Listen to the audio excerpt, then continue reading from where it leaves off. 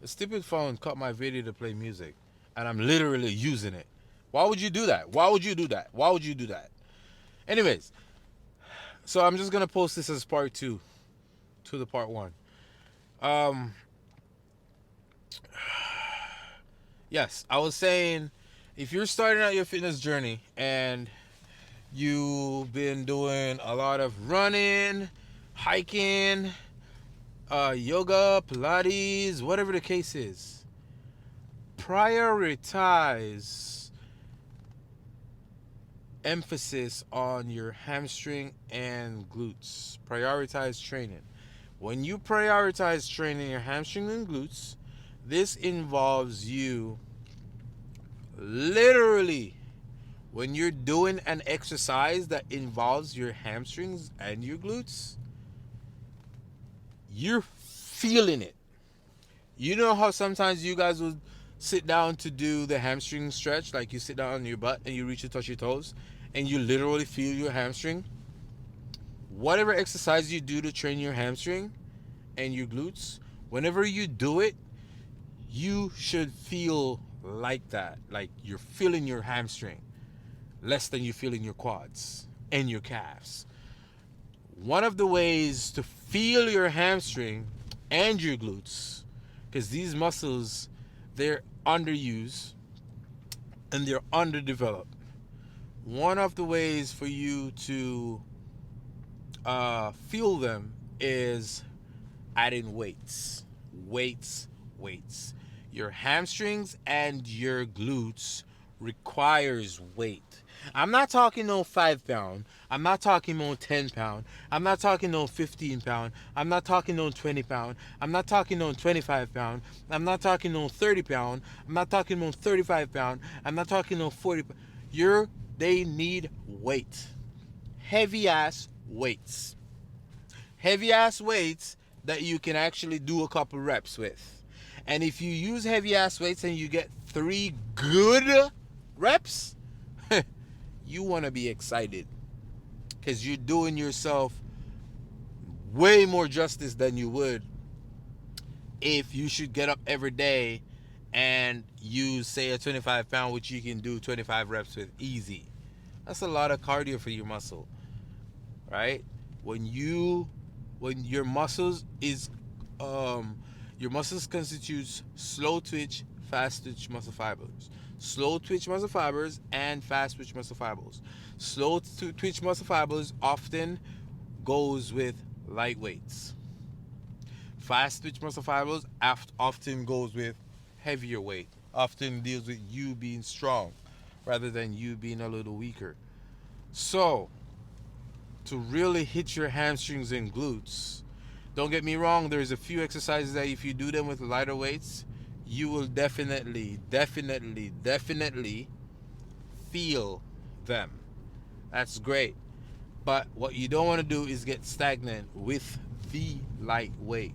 You want to upgrade the weight to a higher weight because your hamstring and glutes, in a sense, are stubborn muscles. And if you don't stress the crap out of them, you're not going to get the look that you want. That's just how it is.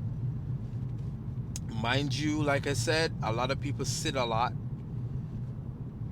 and a lot of people just be lazy a lot.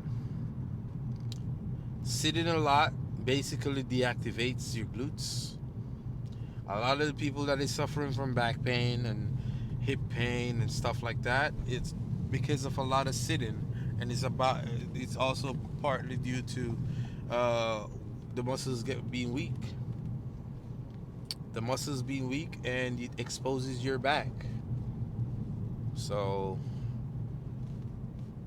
you're gonna get back pain. You're gonna get this pain. You're gonna get that pain. Like people getting a lot of pain in their knees, you'd be surprised how connected that whole structure is. You'd be so surprised. You have tight hips and you release your hips, you'd be surprised your knee pain goes away. This happened to many people, many athletes. Like this is proven. Studies is there to show. But I can't tell you of the studies, but I can tell you from personal experience of dealing with myself, dealing with clients, being around world record holding athletes, and the therapeutic methods that the coaches allow athletes to go through, and even the masseuse, the massage therapists that massage these athletes, that I've picked their brain, that I've gotten the opportunity to be massaged by these people, so I get to talk to these people, so I get to ask questions and understand more. And like I said, even my own self, like I've had issues a lot before where I have a lot of knee pain, but I know exactly why I have the knee pain. Right, the moment my quads get um tight, my hamstrings get tight, my glutes get tight, I have lower back and knee pain. The moment I, for example, get a massage, do yoga, do Epsom salt bath, and all those recovery type stuff, I feel fine again. So a lot of times you guys are dealing with these things, it's because of tight hips is one of them. Weak glutes is one of them. Weak hamstrings is one of them. Because the the hamstring complements the quads. And if the quads is overloaded, which are oftentimes most of the activities that a lot of people do, it focus on their quads. I know this too because I have clients even currently that they'll be able to do certain movement with their quads, but when it comes to doing it that engages their hamstring and glutes, they can they fight to get it done. Like it's hard. So, and you can also tell by other looking at other people, you can see that their glutes are weak because like their rear end is not as beefy or puffy. It's more of flat looking.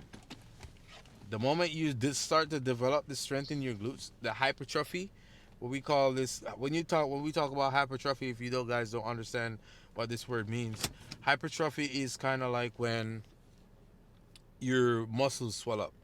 So you see some people talk about they have this pump. That's kind of like what hypertrophy is. So if you have hypertrophy in your glutes, you're gonna see that little pop. So sometimes you're working out, you feel like, oh, I feel pumped. Yes, your glutes muscles. If you feel like if you do a workout session, and you feel like you can feel a little tightness or pumpness in your glutes, you're doing yourself you're doing yourself great service, right? So um a lot, like I said, a lot of the things we do on a day-to-day basis, it works our quads more than anything for a lot of people. So whenever you start to do a workout routine, prioritize training mostly hamstrings and glutes. It's one of the most neglected things that um a lot of people do, and they end up suffering. High performance athletes, if you notice these sprinters, not just females but males as well, you notice they have that little hump on their butt. You notice their hamstring pops out. That's because the training requires strong hamstrings and glutes, and the more you train, the more they get stronger and bigger. So if you want to grow your glutes and your hamstrings, consider taking a page out of Sprinter's book and train as such. Yeah, that's my 2 cents. I'm done. Peace out. Remember, like, share, subscribe. Drop your questions in the comments. I always check the comments, so I'll definitely be responding. And I would like to respond with a video to your question. I will not call you out or whatever, but I will make a video based on whatever you're asking questions about, based on whatever you criticizing me about. I'll make a video for response. Peace. Thank you.